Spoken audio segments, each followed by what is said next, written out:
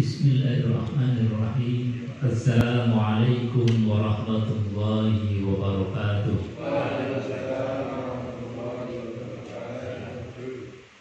Bismillah, innal hamdalillah nahmaduhu wa nasta'inuhu wa nastaghfiruh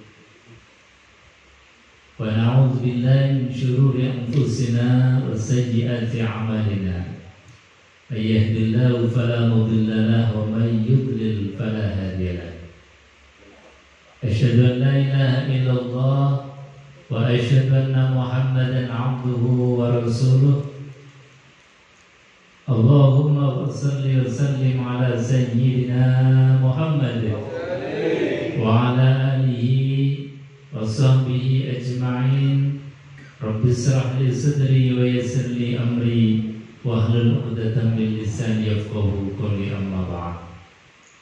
Qala Allah ta'ala fi kitabil karim wa huwa asdaqul qailin. A'udzu billahi samil 'alim minasy syaithanir rajim. Bismillahirrahmanirrahim. Wasari'u ila maghfiratin min rabbikum wa jannatin 'arduha as-samawati wal ardh u'iddat lil muttaqin alladzina yunfiquna fis sarra'i wad dharra'i wal kazimina al ghaidha wal 'afina 'anil nas wallahu yuhibbul muhsinin. Shadaqallahul 'azim wa shadaqa rasuluhul karim wa nahnu 'ala dzalika minasyahidin walhamdulillahi rabbil alamin. Hadratan mukarram wa alim wa ulama, wabil khusus panjenenganipun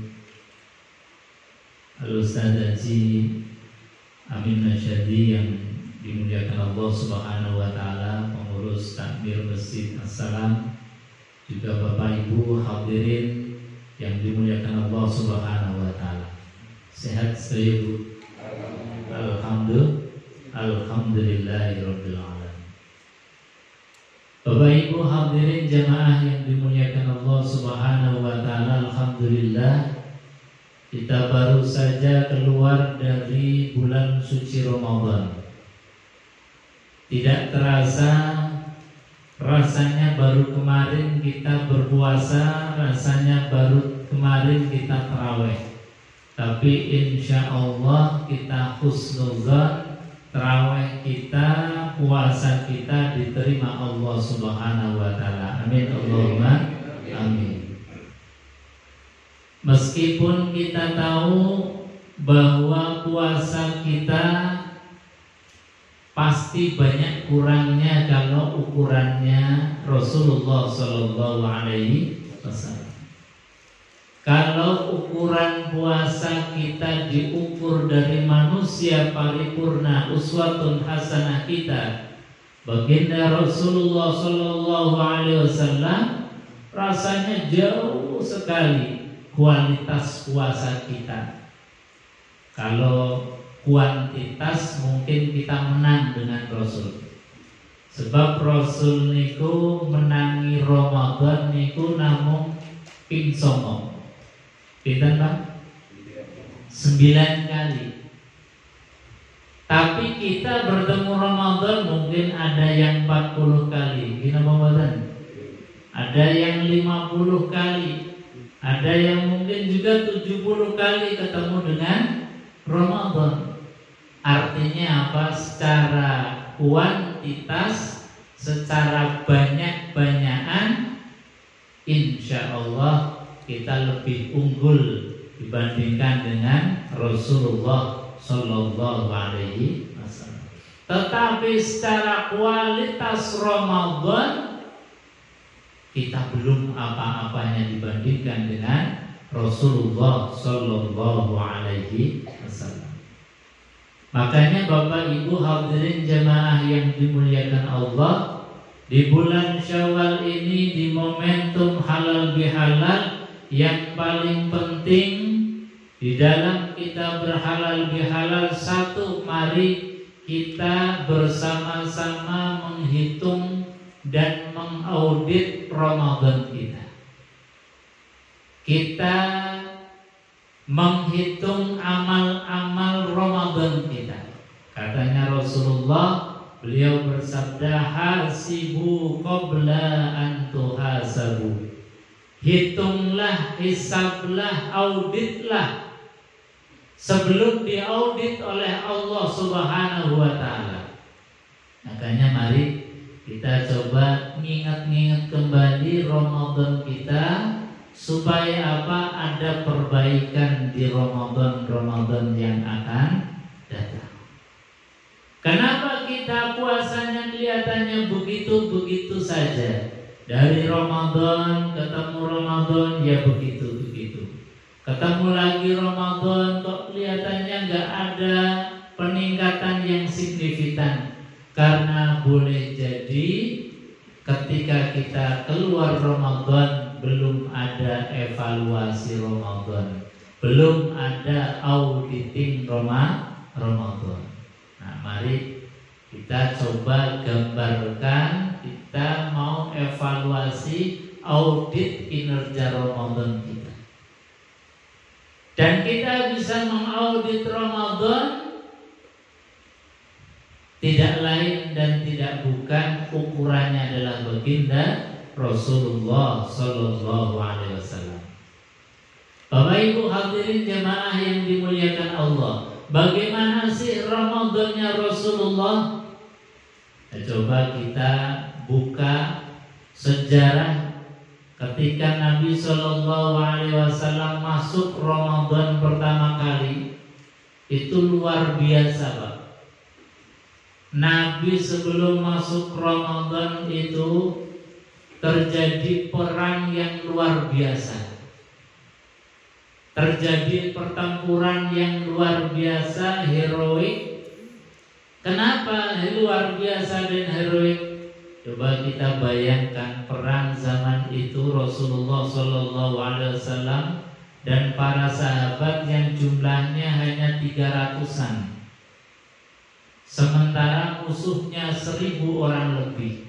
Kira-kira ya 1:3 atau 1:4. Gambarannya kalau perang personilnya 1:3. Kalau logika akal pikiran kita menang apa kalah? Pasti kalah. Belum lagi persenjataannya Rasulullah dan para sahabat diterangkan dalam hadis-hadis, satu pedang gantian 10 orang. Perang pedangnya kan gantian. Kita nggak bisa bayangkan orang perang kok pedangnya kan gantian. Dan itu terjadi. Perang dengan bergantian senjata sementara musuh dengan senjata yang sangat lengkap, bahkan ada persediaan senjata. Kalau senjatanya itu patah atau jatuh, bisa ambil lagi pedang yang baru. Itu musuh, logistik senjatanya lengkap. Nah, Rasulullah para sahabat senjata 1 giliran 10 orang. Saking minimnya peralatan perang. Belum lagi logistik makanannya. Diterangkan di dalam sirah itu 1 butir kurma itu gantian dimut. Di napa? Dimut. Mboten didahar. Dimut, bar dimut kraos napa? Manis nyecep madune bar niku gantian sok. Coba bayangkan. Saking langkanya logistik makan zaman perang menghadapi musuh yang begitu banyak. Belum lagi digambarkan bukan hanya makanan yang gantian dimut, tapi persediaan minuman juga sangat langka. Bahkan digambarkan di dalam hadis baginda Rasulullah Sallallahu Alaihi Wasallam, saking langkanya air minum, itu kotoran unta yang masih basah diperas, diambil airnya untuk menyambung hidup, hanya untuk menyambung hidup. Saking langkanya dan saking elak dan hausnya Dalam keadaan terik panas, ada musuh di depan, pasti kita cari cara untuk menyambung hidup. Sampai-sampai apa tadi Bu? Kotoran unta yang masih basah diperas, diambil airnya, diminum, hanya untuk menyambung hidup. Ya, kita nggak bisa bayangkan lagi. Tidak ada makanan dan minuman di zaman mbah-mbah kita dulu ketika dijajah Belanda, ketika dijajah Jepang. Kayaknya belum ada apa-apanya dibandingkan dengan zamannya Rasulullah ketika menghadapi musuh. Kurma gantian dimut, bahkan minum sampai kotoran pun diperas, diambil airnya untuk hanya menyambung hidup. Tapi toh yang demikian itu kemenangan ternyata diraih oleh kaum muslimin, oleh Rasulullah Sallallahu Alaihi Wasallam dan sahabat beliau. Alhamdulillah. Tapi ketika baru keluar dan merasakan kemenangan yang begitu luar biasa, kemudian Nabi bersabda, wahai sahabat-sahabatku, kharajna min jihadil asghar ila jihadil akbar. Wahai sahabat-sahabatku, kita baru saja keluar dari jihad kecil. Coba bayangkan, jihad yang begitu heroik, musuhnya nggak imbang, peralatannya juga nggak imbang, makanannya sangat terbatas, dikatakan Nabi sebagai jihad kecil. Perang yang begitu luar biasa dikatakan oleh Nabi sebagai jihad kecil, dan kita akan memasuki jihad yang lebih besar, kata Nabi. Para sahabat bengong. Ini perang yang luar biasa dahsyat kok dikatakan sebagai jihad kecil. Jangan-jangan kita nanti akan menghadapi musuh yang lebih banyak lagi, akan menghadapi perang yang lebih dahsyat lagi. Para sahabat mulai gentar karena luka yang ini saja belum sembuh, masih banyak luka yang menganga, masih banyak darah yang menetes. Kok dikatakan Nabi mau menghadapi jihad yang lebih besar? Lalu ada sahabat yang memberanikan diri bertanya kepada Rasulullah, wahai Rasulullah, apakah benar kita akan menghadapi perang yang lebih dahsyat? Naam, iya, kita akan menghadapi perang yang lebih dahsyat. Apa itu Rasulullah? Jihadun nafsi, yaitu perang melawan hawa nafsu. Nah, itu kemudian masuk bulan suci Ramadan. Ternyata Ramadan kemarin kita itu sebetulnya perang yang sangat dahsyat. Musuhnya nggak kelihatan. Musuhnya bukan orang lain, tapi musuhnya adalah diri sendiri. Dan biasanya kebanyakan ketika kita menghadapi dirinya sendiri, banyak yang berguguran. Ketika menghadapi orang lain, barangkali kita semangat juang. Ketika menghadapi musuh yang nyata, meskipun jumlahnya itu berlipat, semangatnya luar biasa. Tapi kalau sudah menghadapi dirinya sendiri, menghadapi egonya sendiri, menghadapi hawa nafsunya sendiri, seringkali kita kalah. Dan kebanyakan kita seringkali gugur di tengah medan pertempuran jihad melawan hawa nafsu. Sehingga apa? Ketika kita Ramadan kemarin, ya kalau ukurannya fikih, tidak makan, tidak minum, tidak hubungan suami istri di siang hari, saya yakin, saya husnudzon yang hadir di tempat ini insya Allah semuanya sukses. Tapi kalau ukurannya dinaikkan lagi, Ramadan tidak berbohong. Ada yang berani ngacung Ramadan kemarin gak bohong? Ramadan gak hibah. Kalau ukurannya cara puasanya Rasulullah Ramadan gak hibah, saya rasa yang hadir di sini termasuk ustadznya gak ada yang lulus, betul Pak? Kalau ukurannya kita naikkan lagi, bahwasanya semua jawarih kita, anggota tubuh kita, dari mata kita puasai, dari telinga kita puasai, dari lisan kita puasai, seperti puasanya Rasulullah SAW. Semua anggota tubuh dipuasai, dari mata, dari telinga, bahkan sampai hatinya Rasulullah Sallallahu Alaihi Wasallam ketika puasa betul-betul dijaga, betul-betul dia mempuasai hati, mempuasai telinga, mempuasai pikiran, mempuasai matanya. Nah, itulah cara puasanya baginda Rasulullah Sallallahu Alaihi Wasallam. Artinya apa Bapak Ibu? Puasa kita itu masih jauh dari ideal. Puasa kita masih jauh dari puasa ala Rasulullah Sallallahu Alaihi Wasallam. Oleh karenanya, kewajiban kita adalah bagaimana memperbaiki terus kualitas puasa kita. Mungkin puasa kemarin baru puasa secara fikihnya saja, tapi kita punya cita-cita, ya Allah, andai kata aku dipertemukan kembali dengan Ramadan tahun depan, saya ingin mempuasai telinga sehingga selama Ramadan tidak mendengar perkataan-perkataan yang tidak baik.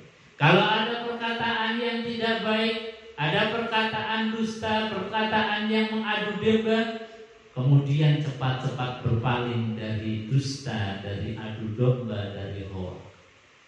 Ya Allah, andai kata Engkau memberikan umur panjang bertemu dengan Ramadan depan, maka aku akan mempuasai mata ini ya Allah, sehingga tidak akan melihat kecuali melihat perkara-perkara yang dibolehkan oleh Allah. Andai kata kemudian diperlihatkan perkara yang tidak baik, aku cepat-cepat berpaling menutup mata ini supaya mata dalam keadaan berpuasa. Ya Allah, andai kata aku diberikan umur panjang bertemu dengan Ramadan tahun depan, aku akan mempuasai hatiku sehingga hati akan diisi dengan berzikir kepada Allah Subhanahu wa taala. Tidak ada isi dalam hatiku kecuali Engkau ya Allah. Itulah puasanya baginda Rasulullah Sallallahu Alaihi Wasallam. Dan itu puasa para ulama-ulama dulu. Al-Imam Asy-Syafi'i itu kalau sudah masuk Ramadan, diriwayatkan di dalam kitab Al-Azkarun Nawawiyah, itu satu hari satu malam bisa 5 kali khatam Quran, bisa 4 kali khatam Quran. Kita nggak bisa bayangkan khatam Quran sehari semalam kok bisa berulang-ulang.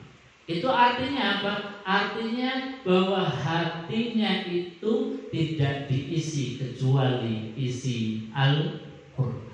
Tidak ada isi riba, tidak ada isi yang lagun, yang sia-sia, tapi hatinya diisi terus dengan Al-Quranul Karim. Itu para ulama. Nah, puasanya kita isinya macam-macam. Mata ya kita umbar, telinga ya kita umbar, hati juga kita umbar. Makanya kita harus punya niat adanya perbaikan. Tetapi alhamdulillah, meskipun kita itu puasanya penuh dengan kekurangan, penuh dengan ketidaksempurnaan, tetapi yakin bahwa Allah Subhanahu wa taala Maha Rahman, Maha Rahim, Maha Ghafurur Rahim. Meskipun semuanya ibadah kita, puasa kita, qiyamul lail kita mungkin belum sempurna, kita husnuzon Allah tetap menerima puasa kita. Amin Allahumma amin. Tapi syaratnya harus ada niat untuk berubah, niat untuk adanya peningkatan. Kalau nggak ada niat sama sekali, maka dianggap ini ya main-main saja. Kalau kita punya murid, kalau kita punya mahasiswa, mahasiswanya itu diajari kok nilainya D terus, kira-kira dosennya marah nggak? Jengkel, diajari kok nilainya D, nggak ningkat-ningkat. Tapi kalau sudah melihat oh mahasiswanya memang nilainya D, tapi saya lihat dia punya kesungguhan di dalam meraih nilai yang lebih baik lagi, meskipun nilainya tetap, tapi dosen pasti akan melihat kesungguhan dari seorang murid, kesungguhan dari seorang mahasiswa. Maka kita andai kata menjadi hambanya Allah yang punya kesungguhan, meskipun kita levelnya masih sama di setiap Ramadan, tetapi ada keinginan berubah dan keinginan meningkatkan kualitas puasa kita. Insya Allah menganggap oh si fulan ini masih mau belajar, oh si fulan ini masih mau berusaha, sehingga apa? Tetap diterima oleh Allah Subhanahu wa taala. Amin Allahumma amin. Bapak Ibu hadirin jamaah yang dimuliakan Allah. Lalu mengukur kita itu berhasil dan tidaknya seperti apa sih? Al-Quranul Karim memberikan satu gambaran di antara gambaran suksesnya puasa kita. Itu terlihat di endingnya, di ujungnya, di akhir daripada puasa Ramadan kita. Seperti ketika kita melihat ada pemilihan pilkada, ada pemilihan pilgub, pemilihan pilpres. Itu kan kalau akhir kemudian menang, senang apa badan? Pasti senang, gembira. Yel-yelnya luar biasa, semangatnya luar biasa. Nah itu tergambar ketika kita berjuang di bulan suci Ramadan, akan tergambar di ujung Ramadan. Yel-yelnya banter, yel-yelnya banter semangat. Dan itu perintahnya Allah Subhanahu wa taala. Ketika kita telah menyempurnakan puasa di bulan suci Ramadan, kata Allah, walitukabbirullaha ala ma hadakum wa la'allakum tashkurun. Kalau kalian telah menyelesaikan sebulan penuh Ramadan, walitukabbirullah, maka bertakbirlah kepada Allah. Ini yel-yelnya orang yang menang di Ramadan. Jadi Ramadan selesai, takbirannya semangat.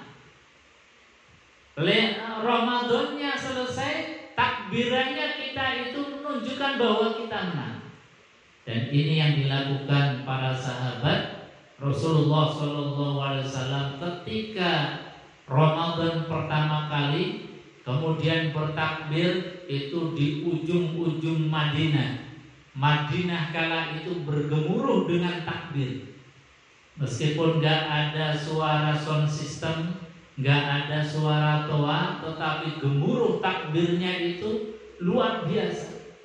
Karena apa? Saking semangatnya, merasa bahwa dia telah berjuang, dia telah berjihad melawan hawa nafsu, dan inilah kemenangan yang sangat besar. Sehingga apa? Ketika mengucapkan, melantunkan takbir itu semangatnya luar biasa. Allahu Akbar, Allahu Akbar. Di pasar dia takbir, di rumah dia takbir, di jalan dia takbir. Sehingga apa? Madinah kala itu bergemuruh dengan takbir. Madinah bergemuruh dengan kalimat-kalimat takbir. Karena apa? Saking senangnya, gembiranya menghadapi peperangan yang sangat dahsyat, yaitu jihadun nafs. Ini satu gambaran yang luar biasa.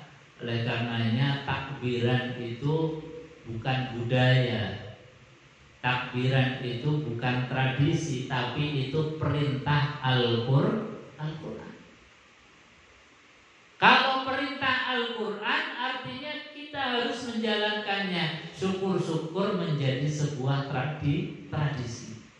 Jadi anak-anak supaya tahu tentang bagaimana pentingnya takbir, dijadikan sebagai tradisi takbir keliling. Di masjid juga ada takbir. Jangan sampai kemudian yang takbir speakernya orangnya malah tidur. Kembali ke namanya. Jadi semangatnya yang semangat speakernya bukan orangnya.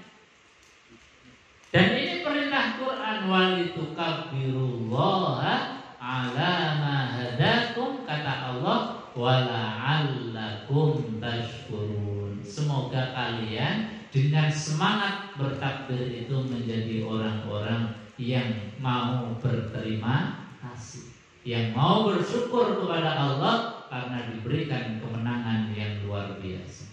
Nah ini, jadi di antara cirinya orang yang Ramadannya sukses, takbirannya kencang. Takbirannya apa? Kencang banget. Nah, kira-kira yang kencang kemarin itu orangnya apa speakernya? Nah, ini harus ada perbaikan. Artinya apa? Setiap Idul Fitri jangan kita kemudian diam, harus takbir.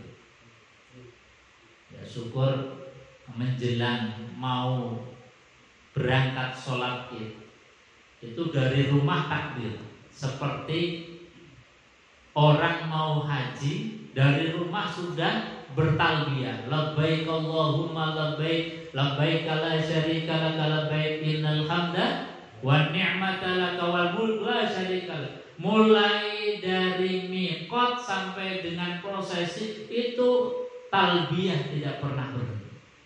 Nah, seharusnya takbiran ketika mau sholat itu dari rumah perjalanan takbir. Kita takbir itu kalau sudah sampai di masjid aja.